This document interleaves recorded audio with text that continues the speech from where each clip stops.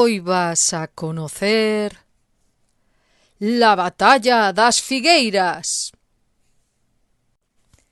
En el vídeo de la semana pasada visitábamos Betanzos, una de las 7 capitales del antiguo Reino de Galicia, en la provincia de A Coruña, y nuestra visita coincidía con la Feria Franca Medieval, que es una fiesta de interés turístico de Galicia, y dentro de la misma, además de muchas otras actividades, se hacen recreaciones históricas. Y eso es lo que vamos a ver hoy: la batalla das Figueiras, higueras en español, o rescate das 100 doncelas, 100 doncellas en español.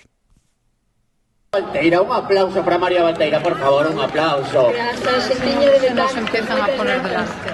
Vamos contar a súa historia, e a historia dunha rebelde.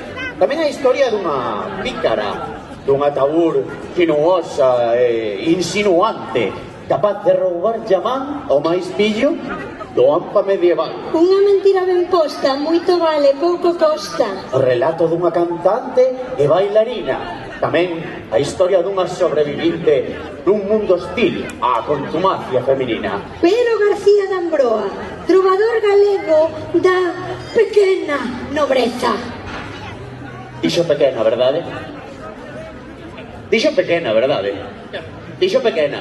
Foi la que está vencendo. Vale, pois mira, esta muller, vaca de moitos, ben muxida e mal mantida. Activo entre 1228 e 1260 aproximadamente, é originario de San Tirso de Ambroa, na provincia da Coruña. Aparece por primeira vez nomeado nunha doazón que se fai ao mosteiro de San Martín de Xubia en 1228. Petrus García, Esquiliquet de Ambrona. En 1237 figura nunhas vendas que fai Rodrigo Gómez de Trastámara ou de Traba na localidade de Ambroa. A ver, en todo caso, a historia de María Pérez, a soldadeira da corte do rei Afonso X, que pasou a historia, agora en mayúsculas a historia, non por cantar e bailar, que foron os dotes artísticos que lle abriron as portas dos castelos, senón por sobrevoar o seu antollo os costumes e límites impostos ao territorio feminino. Se ben queredes facer de tal medida, debe de la coller, así e non mear per nula maneira, e dice: esta é a madeira certeira, e demais non a de lleva bocinlleira, e pois que sen compaso a de meter, a tan longa debe toda de ser, que va perante as pernas da escaleira. E dice: esta é a medida de España, que non da Lombardía nen de Alemaña, e porque é grosa, non vos é chamar que delgada peragreta renombar. A ver. Que era unha soldadeira na Idade Media? Sábelo alguén? Sábelo ti? Non. E sábelo ti? Non, que vais saber, non. E ti? Non, dios xa, veña. Como te lo que explicareu? Pois mirade, unha soldadeira era unha muller que entretiña cantando e bailando os cortesáns e que recibía unha soldada como salario. María Pérez, alcumada Valteira, foi unha das máis famosas, polas numerosas cantigas de escarnio que lle dedicaron polo menos 11 trovadores. Bueno. Podemos imaginar que foi un dos mellores exemplos do amor descortés. Tira máis pelo de na que corda de maroma, non? Pero García de Ambroa participou na Reconquista, formando parte do séquito do infante Afonso X nas campañas de Murcia e Xaén. Tras participar na Reconquista, auséntase da península.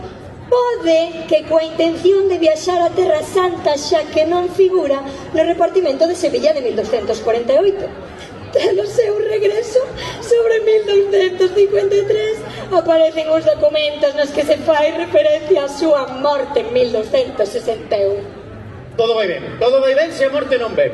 María Pérez debeu de ser unha muller de moito carácter, Nada máis o... A súa lenda conta que, sendo fidalga e podente, elixiu ser soldadeira para ter liberdade, disque.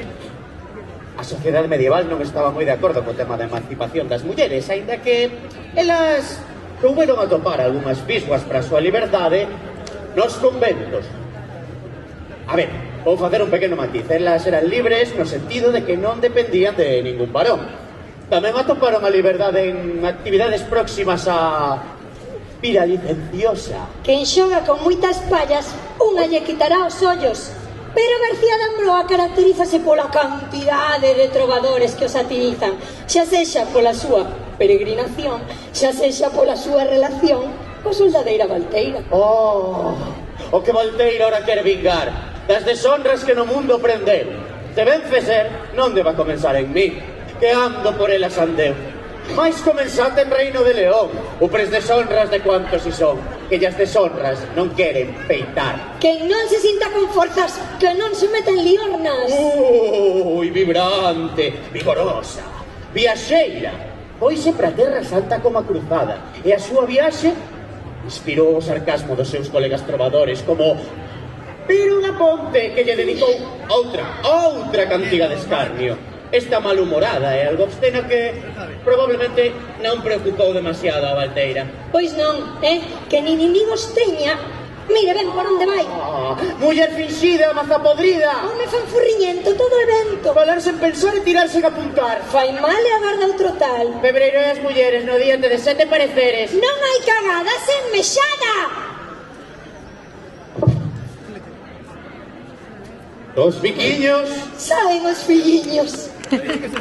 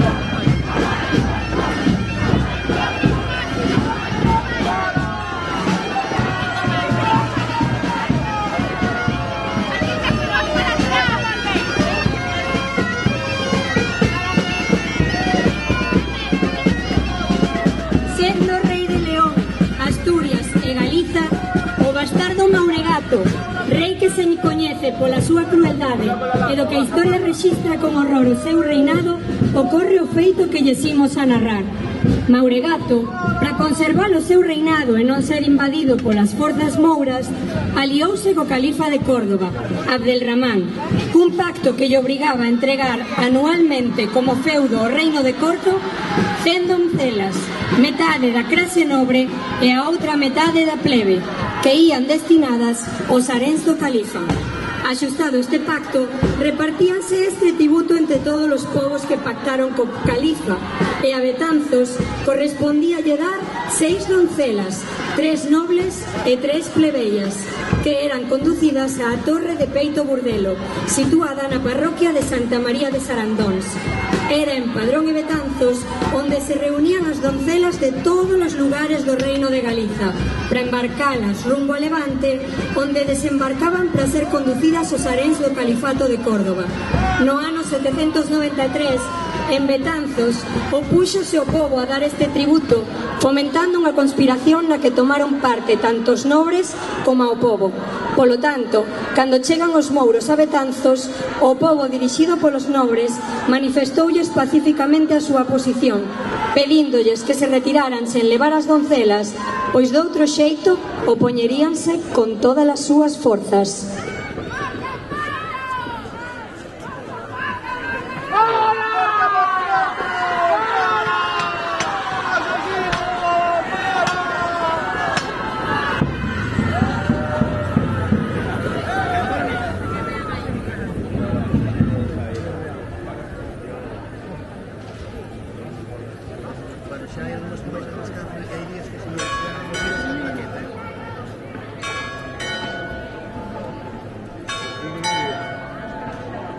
Las bailarinas estas.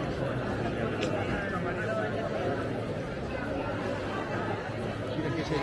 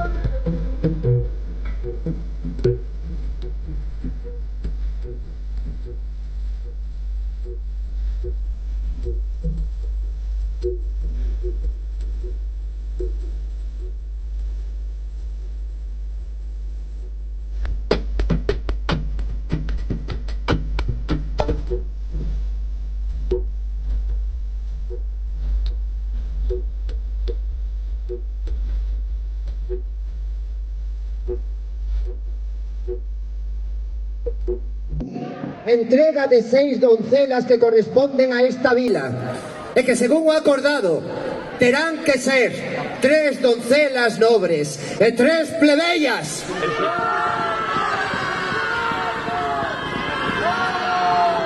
¡Asesino! ¡Asesino!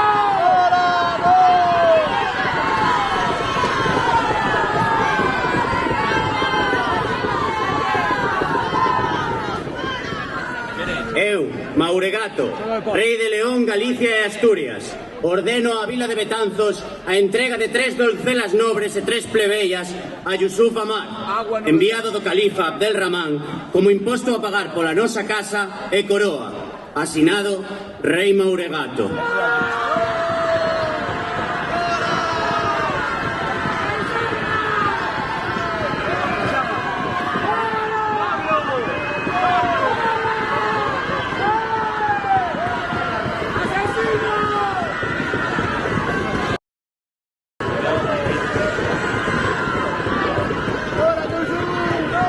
Nobres e vasallos da vila de Betanzos, a nosa obriga, como servos do rei Mauregato, é a de entregar este tributo.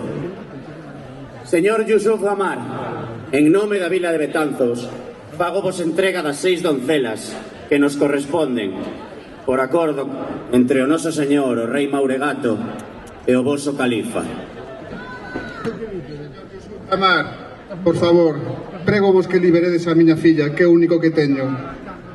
Tomad este diñeiro que vos ofrezo, que procede de todos os meus bens que vendín para liberar a miña filla.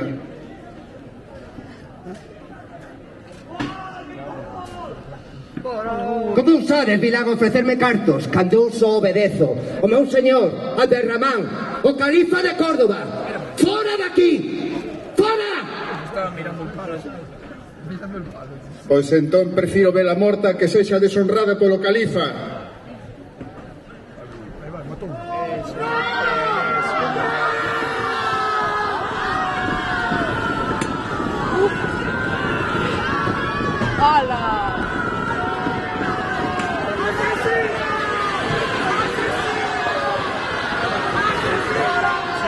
Señor Yusuf Amar, en nome da vila de Betanzos, exíxovos que liberedes as doncelas que tedes na torre de Peito Burdelo. Eu só obedezo ao del Ramán, o califa de Córdoba, cabaleiro. Marchade! Pois teredes que loitar.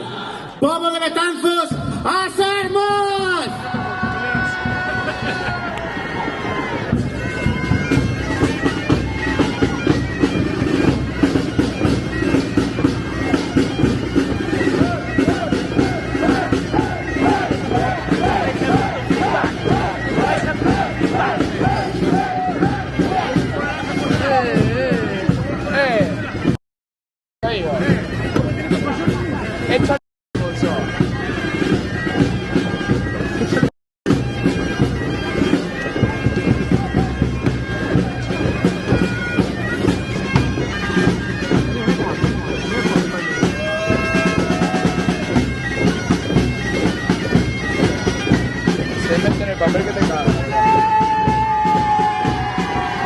Pobo de Betanzos, ás armas! Os irmáns Figueroa, veciños de Betanzos, levántanse en armas acompañados por toda a vila. O pobo, o non dispor de armas, colle ramas de figueira e loita contra os mouros, perseguíndoos ata Pontedeume. Nesta pelexa, Ulloa mata a Yusuf. Esta loita leva o nome da Batalla das Figueiras ou rescate das 100 doncelas. Os irmáns Figueroa foron agasallados por outros reis de Castela e León e, como mostra da súa valentía, levan no seu escudo de armas 5 follas de figueira.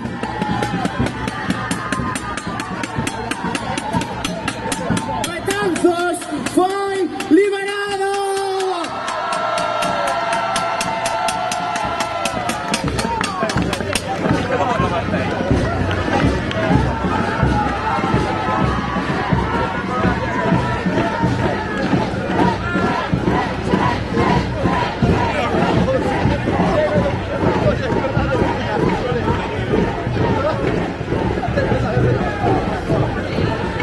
Esta festa do rescate das 100 doncelas celébrase como tal en 4 lugares de España: en Bagá de Barcelona, en Vilanova de Tarragona, en San Martín del Rei Aurelio en Asturias e en Betanzos, en A Coruña, aínda que hai outros sitios de España que se celebra con outro nome.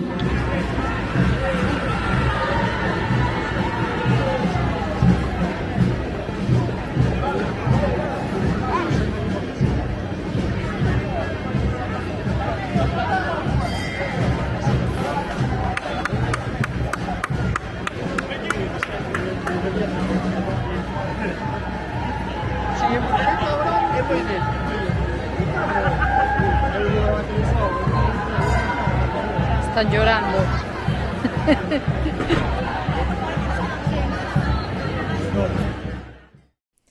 Espero que os haya gustado. Si ha sido así, regaladme un like, suscribiros y compartid para que llegue a más gente. Muchas gracias y hasta la próxima.